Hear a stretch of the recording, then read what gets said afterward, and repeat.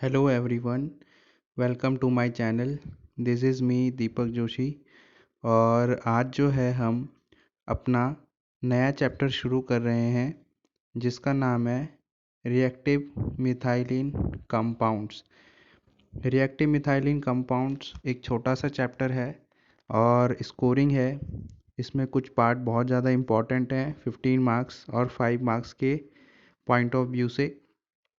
इससे पहले मैं आपको बता दूं कि मैंने जो है 2 चैप्टर कवर करा दिए हैं, that is heteronuclear aromatic compounds और पॉलीन्यूक्लियर एरोमेटिक हाइड्रोकार्बन्स। और जो 50% है ऑर्गेनोमेटालिक्स वो भी कंप्लीट हो चुका है। ये चैप्टर भी 3 से 4 दिन में कंप्लीट हो जाएगा।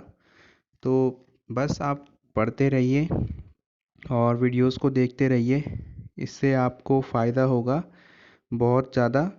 और इससे आपको फ़ायदा ये है कि आप कुछ सीखोगे और दूसरी बात आपको जो है बैठने की आदत पड़ेगी। क्योंकि अगर हमें पढ़ना होता है कुछ, अगर हमें पढ़ाई करनी है तो उसके लिए पहले हमें बैठना आना चाहिए।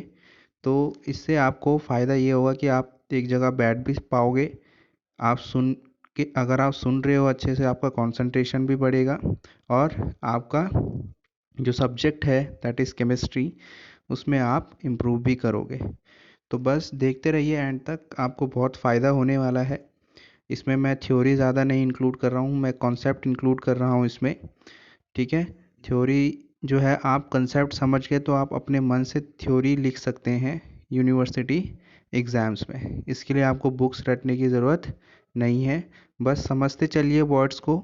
जो मैं कह रहा हूँ उसे ध्यान से सुनिए, जो मैं अंडरलाइन कर रहा हूँ उसे ध्यान से देखिए। डेफिनेटली आपको बहुत फ़ायदा मिलने वाला है और ऑर्गेनिक रटने का सब्जेक्ट नहीं है। तो शुरू करते हैं।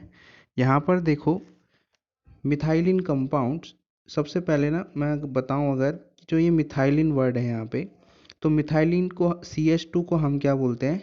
मिथाइलिन बोलते हैं।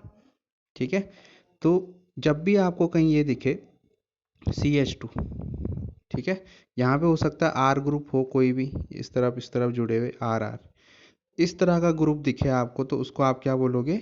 मिथाइलिन बोलोगे। क्या बोलोगे? मिथाइलिन बोलोगे। तो व्हेन अ मिथाइलिन ग्रुप यानी CH2 is situated in between two electron withdrawing groups such as CN को बोलते हैं साइनाइड, CO को बोलते हैं कार्बोनिल, C ऐसा होता है C डबल बॉन्ड, या कीटोन ग्रुप भी बोलते हैं बहुत बार।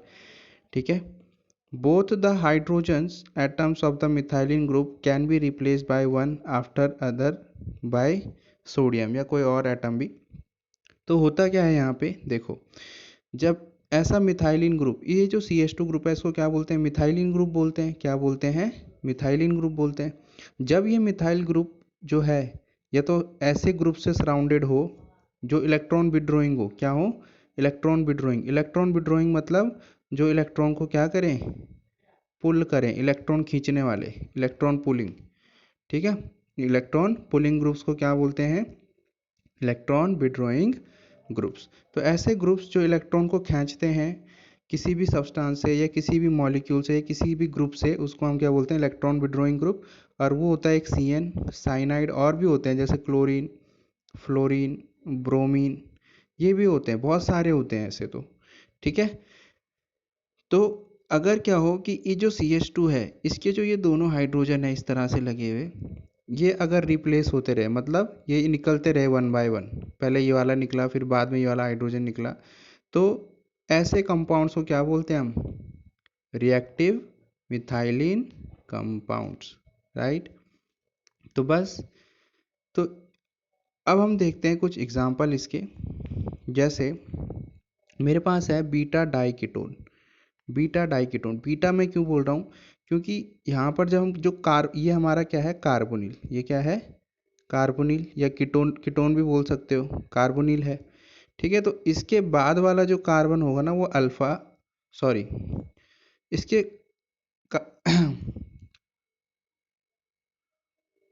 ये अल्फा, ये, एक मिनट, हाँ। अब देखो यहाँ पे ध्यान से, अगर मैं इसको इस कार्बन को अल्फा बोलूँ, ठीक है, मिथाइलिन ग्रुप को अल्फ़ा बोलूँ तो ये क्या होगा, बीटा होगा, और ये भी क्या होगा, बीटा होगा।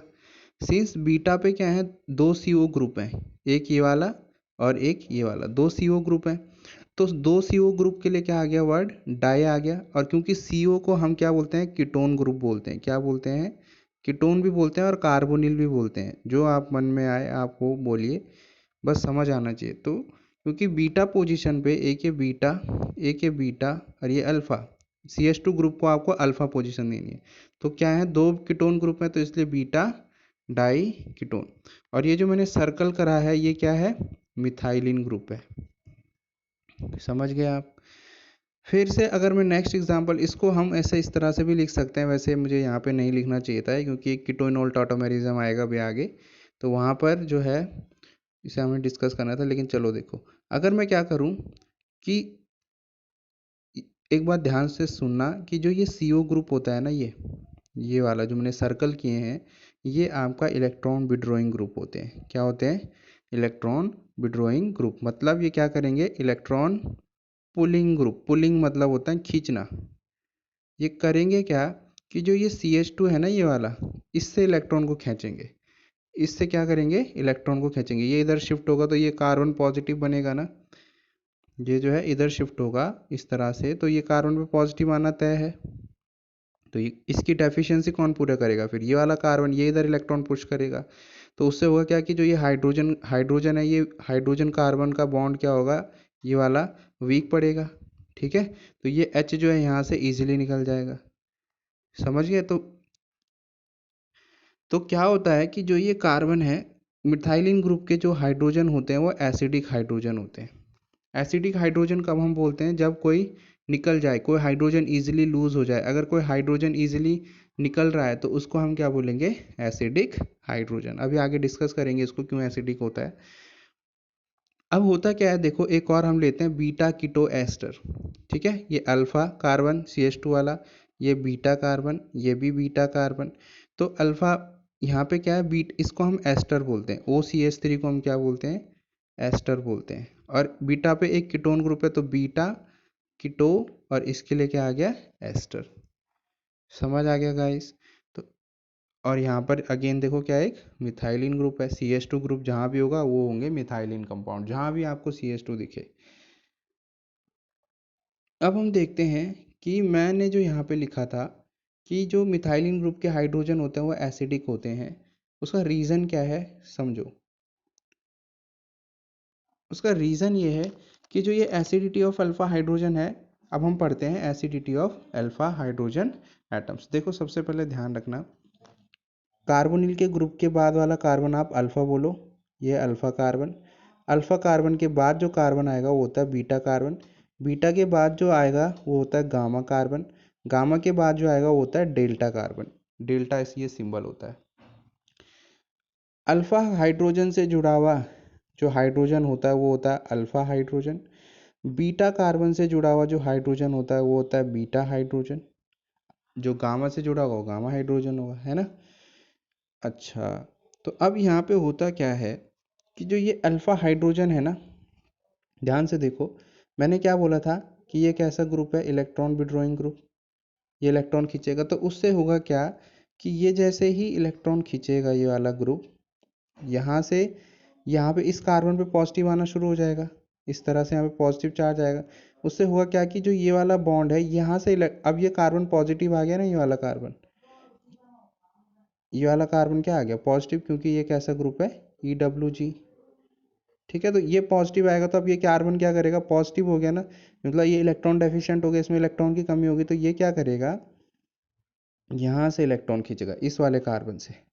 फिर ये क्या होगा, ये वाला कार्बन पॉजिटिव हो जाएगा। ठीक है, तो फिर ये किससे खींचेगा, इस हाइड्रोजन से खींचेगा। मतलब क्या हो रहा है कि इस हाइड्रोजन को क्या बना रहा है, वो इलेक्ट्रॉन डेफिशिएंट बना रहा है। इस हाइड्रोजन से इलेक्ट्रॉन खींचेगा तो ये हाइड्रोजन फाइनली क्या होगा, पॉजिटिवली चार्ज। जब उसके इलेक्ट्रॉन निकल जाएंगे तो क्या चार्ज आएगा उस पर, पॉजिटिव चार्ज।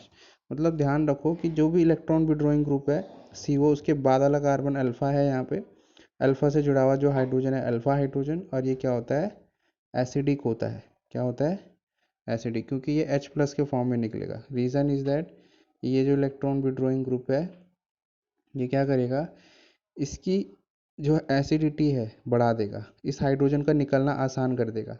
जितनी जल्दी हाइड्रोजन निकलता है उतना ही अच्छा वो एसिड होता है। ये आपको पता भी होगा बात। ठीक है, यहाँ से इलेक्ट्रॉन खींचेगा। ये जैसे यहाँ पर मैं इसको इस तरह से थोड़ा और डिटेल में समझाता हूँ। जैसे ये है एच सी, ये वाला है ना मेरे पास, अल्फ़ा बना रहा हूँ मैं, ठीक है, अल्फ़ा। यहाँ पे ये सी, ये एच, थोड़ा मोबाइल पे लिखना, सी डबल बॉन्ड ओ, और ये यहाँ पे कोई भी आर ग्रुप मान लो, एल्काइल ग्रुप। तो जब ये यहाँ निकलेगा तो इस पर पॉजिटिव आएगा, है ना, पाई बॉन्ड लूजली हेल्ड होता है। फिर क्या होगा, ये पॉजिटिव, ये जो इलेक्ट्रॉन है, ये बॉन्ड के इलेक्ट्रॉन इस तरफ शिफ्ट होंगे, इस कार्बन पे पॉजिटिव आएगा, आएगा। फिर ये क्या करेगा, ये हाइड्रोजन इसको देगा, तो ये किस फॉर्म में निकलेगा, ये हाइड्रोजन H प्लस के फॉर्म में निकलेगा। समझ आ गया। तो इसलिए जो होता है ये क्या होता है, और जो ये एसिडिक हाइड्रोजन होता है ना, ये बेस निकाल सकता है, इस बेस को इजीली, बेस जो है इस हाइड्रोजन को निकाल देता है। बेस कौन कौन से हो गए, NaOH और KOH। ठीक है, अब देखते हैं एसिडिटी के रीजंस होते क्या हैं, क्यों वो एसिडिक है। मैं जो ये अल्फा हाइड्रोजन बोल रहा हूँ ये एसिडिक है, क्यों ये एसिडिक है। देखो होता क्या है यहाँ पे, कि ये जो मैंने अभी जस्ट समझाया कि ये जो कार्बन है ये इस तरह से ऑक्सीजन पे नेगेटिव चार्ज आता है और इस कार्बन पे पॉजिटिव चार्ज आता है। इसके कारण क्या होता है कि कार्बन पॉजिटिव होने के कारण अपनी डेफिशिएंसी को पूरा कैसे करेगा, इस बॉन्ड में जो इलेक्ट्रॉन है इसको खींचेगा। अब क्योंकि ये कार्बन पॉजिटिव हो गया, ये वाला कार्बन पॉजिटिव हो गया, ये वाला, तो अब ये हाइड्रोजन से खींचेगा। ठीक है, तो हाइड्रोजन कैसा बन गया यहाँ पे, H पॉजिटिव, उसके इलेक्ट्रॉन कार्बन ने ले लिए। तो बेस क्या करता है, बेस जो है मैंने अभी बताया था इस अल्फा हाइड्रोजन को लेगा हमेशा, कंसेप्ट है। NaOH और KOH होते हैं बेस, और भी बेस होते हैं। बेस का काम क्या होता है कि हमेशा एसिडिक हाइड्रोजन को लेना। और एसिडिक हाइड्रोजन कौन होंगे, जो इलेक्ट्रॉन विड्रॉइंग ग्रुप है ना, ये इसके बगल वाले कार्बन जो होगा वो एसिडिक कार्बन होगा, और एसिडिक कार्बन पे जो हाइड्रोजन जुड़ेंगे ये और ये, वो हमेशा एसिडिक होंगे। ठीक है, तो बेस क्या करता है, मैंने लिखा भी है, रिमूव्स प्रोटॉन। अब यहाँ पे होता क्या है कि देखो, जैसे ये प्रोटॉन जाएगा तो यहाँ पर क्या आएगा, इस वाले कार्बन पे नेगेटिव चार्ज आएगा। प्रोटॉन क्योंकि H प्लस के फॉर्म में निकला ना, और ये किसने निकाला, बेस ने निकाला। ठीक है, तो अब क्या होगा यहाँ पे, देखो ये जो, अब दूसरी बात है कि यही क्यों एसिडिक हुआ, रीज़न इज़ दैट कि अगर यहाँ से H प्लस निकलेगा तो यहाँ पे जो ये माइनस चार्ज आया ना, ये स्टेबलाइज्ड है। क्या है, स्टेबलाइज्ड है। कैसे, ये नेगेटिव चार्ज इधर जाएगा, ये ऑक्सीजन का जो पाई बॉन्ड है कार्बन ऑक्सीजन के बीच में, ये इधर शिफ्ट होगा, तो इस तरह से ऑक्सीजन पे क्या आएगा, नेगेटिव चार्ज। और ये वाले कार्बन, इस पे क्या आ गया, इस पे पॉजिटिव आया होगा जब ये इधर शिफ्ट होगा, तो इसकी पॉजिटिव को कम करने के लिए कौन इलेक्ट्रॉन देगा, ये नेगेटिव चार्ज इधर आएगा, तो इस कार्बन के बीच में क्या आ गया, डबल बॉन्ड आ गया। तो इसको हम क्या बोलते हैं, रेजोनेंस बोलते हैं। क्या बोलते हैं, रेजोनेंस। जब भी आपको ऐसा दिखे C double bond O single bond carbon negative, आप डायरेक्ट उसको इस तरह से कराओ, मैकेनिज्म्स आएंगे अभी आगे। नेगेटिव को इधर है, ऑक्सीजन का जो पाई बॉन्ड है उधर शिफ्ट कराओ। तो अब इससे होगा क्या कि जो ऑक्सीजन है वो क्या है, नेगेटिव चार्ज, और कार्बन कार्बन के बीच में क्या आ गया, पॉजिटिव। अब देखो, क्योंकि ऑक्सीजन क्या है, इलेक्ट्रोनेगेटिव एटम है। क्या है, इलेक्ट्रोनेगेटिव एटम है। इलेक्ट्रोनेगेटिव एटम पे जो माइनस चार्ज होता है, इस पे देखो माइनस चार्ज है यहाँ पे, ये वाला जो माइनस चार्ज होता है वो हमेशा स्टेबल होता है। ठीक है, इलेक्ट्रोनेगेटिव एटम पे माइनस चार्ज क्या होता है, स्टेबल होता है। ठीक है, लेकिन अगर इलेक्ट्रॉन, आपने कभी ऑक्सीजन में प्लस चार्ज नहीं देखा होगा क्योंकि वो एग्जिस्ट ही नहीं करता है। अगर ऑक्सीजन पे कहीं पे प्लस चार्ज आ रहा है तो ये अनस्टेबल है, क्योंकि वो इलेक्ट्रोनेगेटिव है, उसकी जो एबिलिटी है वो नेगेटिव चार्ज को अपने ऊपर रखने की है। तो क्योंकि देखो ऑक्सीजन पे नेगेटिव चार्ज स्टेबल है, ये भी कार्बन की बॉन्ड भी यहाँ पे चार चार हो गए, इस कार्बन के भी चार, इस कार्बन के फोर बॉन्ड, इसके फोर बॉन्ड, तो ये क्या हो गया, स्टेबल है अब। तो यहाँ पर इसको क्या बोलते हैं, जब भी ऐसा दिखे ऑक्सीजन पे माइनस चार्ज और दो कार्बन के बीच में पाई बॉन्ड, तो हमेशा इसको क्या बोलते हैं, इनोलेट। इनोलेट एनायन, स्टेबलाइज है। ये स्टेबलाइज कैसे, नेगेटिव चार्ज डीलोकलाइज हो गया। ठीक है, ये स्टेबल कैसे होगा, क्योंकि कोई ऐसी कोई इलेक्ट्रोफाइल आएगा, वो जब तक यहाँ पे अटैक करेगा तब तक ये स्टेबल हो जाएगा रेजोनेंस में जाके, नेगेटिव चार्ज यहाँ पे अवेलेबल रहेगा ही नहीं। ठीक है, तो बस क्या होगा फिर, स्टेबलाइज्ड इनोलेट एनायन बनेगा। ठीक है, इसको आप क्या बोलते हो, इनोलेट। इन क्यों आया वर्ड, डबल बॉन्ड। ठीक है, डबल बॉन्ड के लिए क्या आता है, इन वर्ड आता है ना। एट क्यों आया, क्योंकि ये अनायन है, अनायन के लिए एट लगाते हैं। ठीक है, इनोलेट। अब यहाँ पर एक वही बात है कि जो नेगेटिव चार्ज है is stable on electronegative atom. और इलेक्ट्रोनेगेटिविटी एटम क्या होता है, इलेक्ट्रोनेगेटिविटी जो ऑर्डर होता है वो होता है सबसे ज़्यादा फ्लोरीन, फिर ऑक्सीजन, फिर नाइट्रोजन, राइट। ये ऑर्डर होता है पीरियोडिक टेबल में। इसको ध्यान रखेंगे, फ़ोन करके याद रख लो, फ़ोन तो बहुत उठाते हो, फ़ोन पे लगे रहते हो, तो फ़ोन याद करो, फ्लोरीन, ऑक्सीजन एंड नाइट्रोजन। तो यहाँ पे बस ये ध्यान रखना, क्योंकि ये जो चार्ज है ये स्टेबल है, क्या है, ये नेगेटिव चार्ज स्टेबल है, रेजोनेंस में जाएगा, तो इसलिए जो भी H प्लस होता है यहाँ पे, ये वाला जो H प्लस होगा, क्योंकि ये स्टेबल है तो जो ये H प्लस होगा ना ईजिली निकल जाएगा। क्यों ये ईजिली निकलेगा, क्योंकि निकलने के बाद जो नेगेटिव चार्ज है वो स्टेबल हो रहा है, स्टेबिलिटी आ रही है। तो जब भी किसी मॉलिक्यूल में स्टेबिलिटी आती है तो प्रोटॉन जो होता है, ये अल्फ़ा प्रोटॉन, अल्फ़ा कार्बन पे जो हाइड्रोजन जुड़े हुए हैं वो निकल जाते हैं। और जो जितनी जल्दी हाइड्रोजन निकलता है हम उसको बोलते हैं उतना ही ज़्यादा एसिडिक होता है। अच्छा, अब हम देखते हैं कीटोइनॉल फॉर्म। देखो कीटोइनॉल फॉर्म हमारे एग्जाम में है, 5 मार्क्स के लिए इम्पोर्टेंट है, तो समझते हैं। Because of the acidity of hydrogen, ठीक है, क्या होता है, हाइड्रोजन की एसिडिटी। यहाँ पे मैंने और कुछ डिस्कस करना रह गया नहीं, ठीक है, सब मैंने डिस्कस कर लिया। अब आप समझिए, नोट्स बनाइए, पढ़िए, बार बार रिवाइज करिए।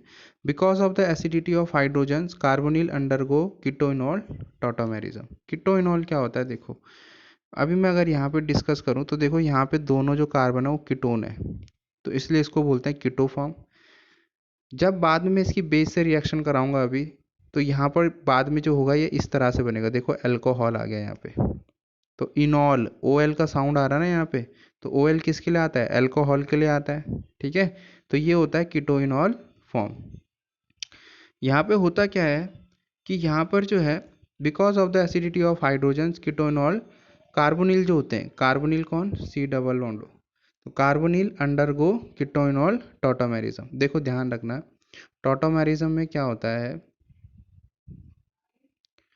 टॉटोमेरिज्म में हाइड्रोजन माइग्रेट करता है, क्या करता है, टॉटोमेरिज्म में होता क्या है, 10+2 में पढ़ते हैं, हाइड्रोजन, हाइड्रोजन माइग्रेट्स, ठीक है। यहाँ पे भी हम अभी देखेंगे हाइड्रोजन ही माइग्रेट करेगा, कौन सा वाला, एसिडिक हाइड्रोजन।